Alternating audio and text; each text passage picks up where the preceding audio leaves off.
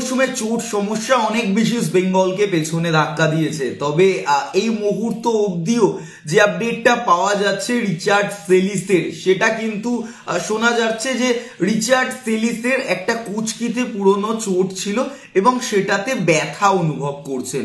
তবে স্বস্তির খবর যে রিচার্ড সেলিস অবশ্যই চেন্নাই এফসি ম্যাচে খেলবেন, এরকম আপডেট এখনো পর্যন্ত।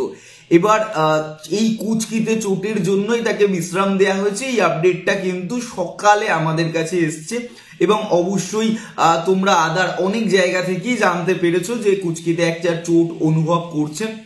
এবার যদি ইনজেকশন পুশ করতে হয় তাহলে সম্ভাবনা কম এই ম্যাচটায় রিচার্ড সেলিসের খেলার।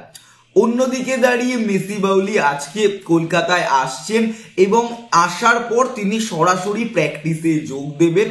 তার যে সিচুয়েশন কেমন আছে সেটা দেখার পর বা তিনি কতটা ম্যাচ ফিট রয়েছেন সেটা দেখার পর হয়তো তাকে টিমের ইউজ করা হবে কিনা, সাবস্টিটিউট হিসাবে রাখা হবে কিনা সে বিষয়ে মূল সিদ্ধান্ত নেবেন কোচ অস্কার ব্রুজন।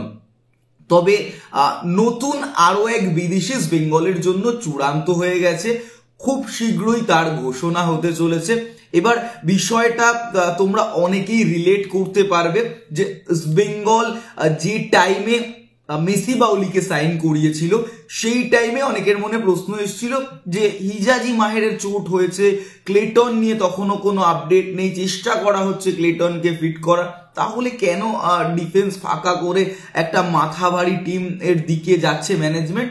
বা অনেকে বেশি রিলেট করতে পেরেছিলেন যে ক্লেটনের চোটটা এই জায়গায় গেছে, তার জন্যই নতুন সাবস্টিটিউট বা ক্লেটন আগামী দিনে বলের জন্য ডেলিভার করতে পারবেন না, কারণ চোট রিকভার করতে করতে মোটামুটি সিজন এন্ড হয়ে যাবে।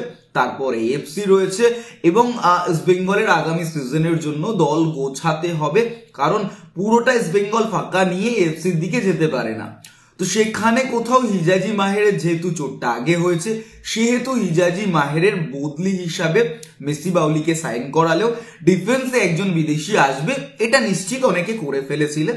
এবং যখন মেসি বাউলির আপডেটটা আমরা দিয়েছিলাম আমরা কিন্তু এটার বিস্তারিত জানিয়েছিলাম যে ঠিক এই কারণেই এই চেঞ্জেস গুলো আসতে চলেছে এবং সম্ভাবনা যেটা তৈরি হয়েছে যে বেঙ্গলের নতুন বিদেশি সাইন হয়ে গেছে। ঠিক আছে, তিনি মূলত সেন্ট্রাল মিডফিল্ডেও খেলতে পারেন বা ডিফেন্সিভ এবিলিটিও খুব ভালো আছে, মূলত তিনি ডিফেন্ডার। ঠিক আছে, সেই ডিফেন্ডারকে ইস্ট বেঙ্গল মোটামুটি ভাবে কনফার্ম করে ফেলেছে। এবার কোস্টারিকান ডিফেন্ডার কিনা তা নিয়েও কিন্তু একরকম প্রশ্ন উঠতে শুরু করেছে, কারণ আরো একটা জিনিস গতকাল থেকে সোশ্যাল মিডিয়ায় ভাসতে শুরু করেছে যে কোস্টারিকান ডিফেন্ডার ডিল ডান। তো একটু অপেক্ষা করো, খুব শীঘ্রই অ্যানাউন্সমেন্ট হবে। অন্যদিকে চেন্নাই এফসি ম্যাচে কিন্তু সল ক্রেসপো তিনি অবশ্যই দলের সঙ্গে এই মুহূর্তে জোর কদমে অনুশীলন করছেন। সম্ভাবনা বাড়ছে কিন্তু সল ক্রেসপোর প্রথম একাদশে থাকা এবং ডিফেন্সে মোহাম্মদ রাকিব, প্রভাত লাকড়ারা ফিরে আসারও সম্ভাবনা কিন্তু প্রবল হচ্ছে। যদি রিচার্ড সেলিস ম্যাচটাই খেলতে পারেন, সল ক্রেসপো যদি প্রথম একাদশে থাকেন, তাহলে কিন্তু চেন্নাই এফসির বিরুদ্ধে একটা স্ট্রং 11 সাজাতে পারবেন কোচ অস্কার ব্রুজন।